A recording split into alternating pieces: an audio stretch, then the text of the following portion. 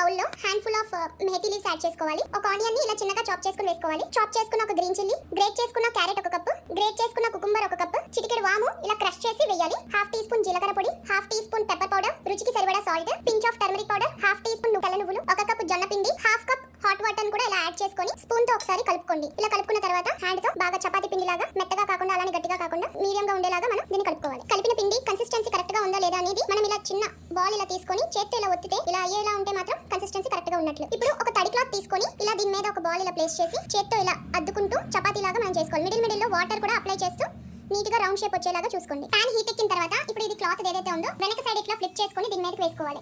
ఒక half second ఇలానే ఉంచండి. తర్వాత నెమ్మదిగా క్లాత్ ని రిమూవ్ చేద్దాం. ఇలా వేసుకున్నాక ఒక 1 మినిట్ వరకు మనం స్లో ఫ్లేమ్ లోనే దీన్ని కుక్ అవనిద్దాం. ఇప్పుడు ఇంకొక సైడ్ కి ఫ్లిప్ చేసుకోవాలి. ఇట్లా కొంచెం హాఫ్ టీ స్పూన్ వరకు నెయ్యిని కూడా అప్లై చేసుకుందాం. బోత్ సైడ్స్ సర్వింగ్ ప్లేట్ లోకి మనం సర్వ్ చేసుకుందాం. డైట్ చేసే వాళ్ళు గానీ ఎవరైనా సరే హ్యాపీగా లంచ్ లో గానీ బ్రేక్ఫాస్ట్ లో గానీ లేదా డిన్నర్ రీప్లేస్ గా మనం ఇది తినొచ్చు.